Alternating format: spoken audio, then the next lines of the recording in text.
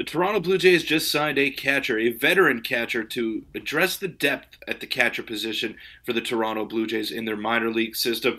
Not exactly sure how much we'll see of him this year, but he is a good backup plan. So we'll break that down on this episode of Jays Digest, as well as Alek Manoah.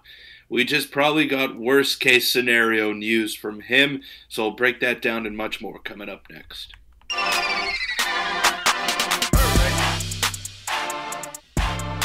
What's up, Jays fans? I'm your host, Peter Vryonis, alongside host Nick Gosse. Now, Alek Manoah is a very curious situation for the Toronto Blue Jays. We weren't sure what to expect of him coming into spring training. We knew that he would have to work his butt off to earn that fifth starter spot, and he couldn't have any setbacks if he wanted to make this team come opening day.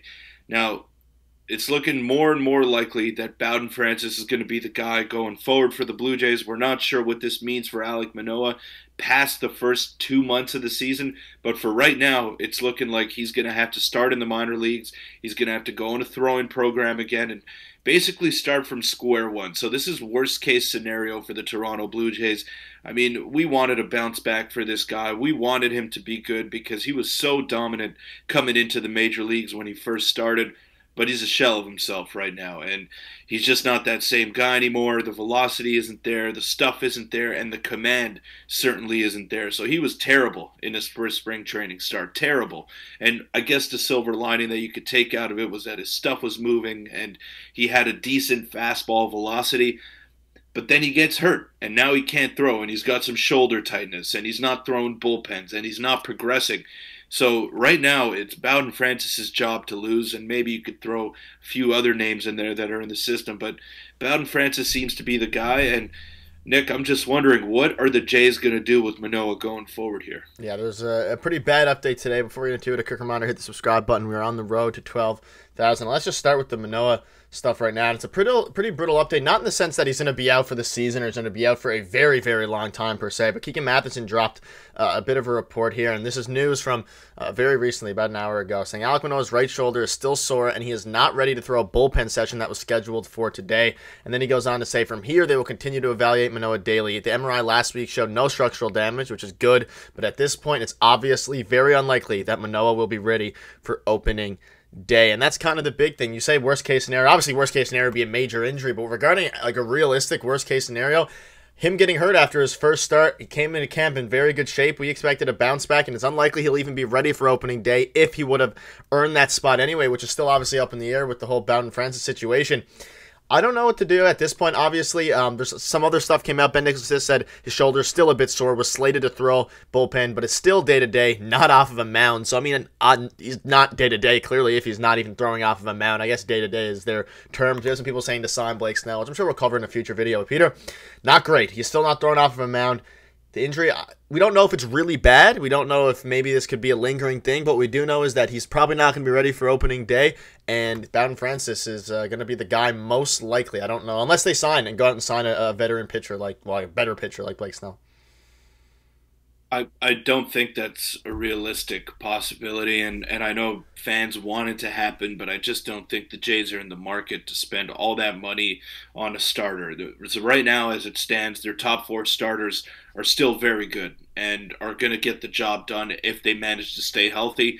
What's the bad part about this is that it hurts your depth, and now you have to push guys up a slot. So Bowden Francis was probably not going to be the fifth starter come opening day, but now he is. So that means Paolo Espino gets moved up the depth chart, Mitch White gets moved up, and Yariel Rodriguez, we still haven't seen him in spring training. So the Blue Jays have a lack of depth right now, and that was one of their biggest strengths heading into spring training. So I think that's the concerning aspect of this when it comes to Alek Manoah. But I don't know. I really don't know what to think right now. It's concerning. It definitely is concerning. It could just be precautionary at this stage because it is still very early and the season hasn't started yet. But like we mentioned in previous videos, he couldn't afford to have any setbacks if he wanted to make the roster and if he wanted to be an impactful player on the roster. So right now he's having a major setback, and of course the worst case scenario is him missing extended time and not being able to pitch for months and months. but I don't think that's going to be the case. But still, right now, he's still pretty far away from being game ready, from being major league ready. And Bowden Francis has looked good. He's going to pitch today against the Detroit Tigers, so we'll see how he's progressing over here in spring training. But as it stands right now, I mean, the Jays' depth at starting pitcher is being slashed a good bit right now. Yeah, and today was supposed to be the day, like Ben Nicholson Smith said, where he was slated to throw a bullpen and maybe some positive reinforcements for the Blue Jays, but the opposite happened, and he's not still not ready. And they're going to keep his injury very tight-lipped. They're not going to say if it's severe or not. I wouldn't suspect, because that would just kind of be unnecessary there. And Peter, I hate to do this to the fans, but we look back at even a year, obviously not 2023, but back to what he used to be. And again, this is still early. I think he can still bounce back, but it's just going down a very strange path, and I was hoping he was going to come into spring training fully healthy, which he was in theory, in great shape, which he was, and really bounce back and show in spring training that he deserved that number 5 starter spot, because John Schneider and Ross Atkins said that it's his to lose. He was the one who was going to be given the upper hand because of his track record, and unfortunately, whether it was injuries, whether it's a mix of things, doesn't look like he's going to get it at least to start the season. Maybe he'll bounce back and they'll slide him in, and injuries happen all the time in baseball, so I'm sure one of our starting pitchers might eventually end up having to miss a start or two, and he'll have to slide in there, but it seems a lot like kind of the end of last season, where Manoah's just going to be sliding in where he can, at least to start the season until he gets fully healthy. And again, Bowden Francis, any quick final thoughts before we move on? Yeah, well, I just think he had the job.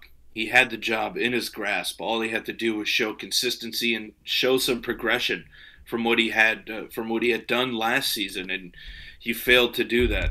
I don't know. I don't know what the plan is going forward for him.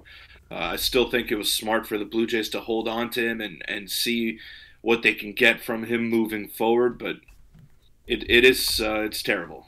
I mean, there's no other way to put it. It just sucks that we're probably never going to see Alek Manoah get back to that Cy Young form, and he's only 25 years old, and it just shows how mentally draining baseball could be on these guys. And one bad season after 2 very good seasons, and your confidence is just shot, and you have to start from ground zero, and that's where Alek Manoah is right now. Obviously, he's had some run-ins with opposing players. He's never been the strongest guy mentally, but this just adds another wrinkle to that, and it sucks because he's going to have to truly build himself from the ground up, and that's really not what we were expecting at this time last season. And I just hope he can find some sort of his old self, because that would really benefit the Blue Jays. But right now he's still very far away from the major leagues, at least it looks like it. So we're going to have to get used to Bowden Francis every 5th day, and the Blue Jays may have to go sign a depth piece. I don't think they're in the market for Blake Snell, but I think they're in the market for a veteran guy that's proven, because, yeah, Bowden Francis has been good, but he's not an innings eater, and he's not someone that's going to go out there and get you 5-6 innings just because he hasn't done it at the big league level. He may be able to do it a few times, but that's not his calling card, at least right now. So I think the Blue Jays are going to be in the market for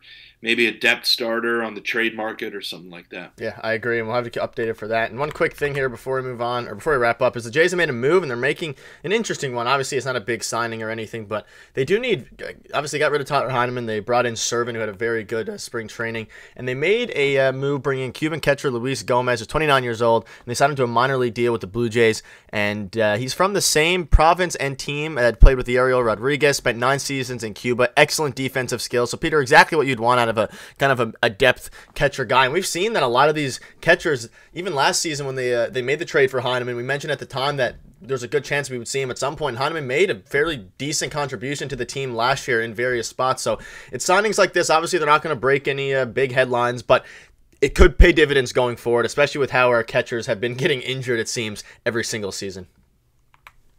I doubt we'll even mention his name at the big league level. The big impact here that he's going to bring is the relationship that he has with Ariel Rodriguez. I expect that's going to play a part here, and just to get Rodriguez acclimated to the professional landscape in North America, I think he's probably going to be his personal catcher in AAA Buffalo when he is ready to pitch. So it's not a big signing by any means. He's 29 years old. He's played in the Cuban League. I mean, it's not one of the best leagues in the world, so I'm not going to get excited over this, but I think it's just to help Yariel Rodriguez in the transition of North American baseball and just get him acclimated to the level.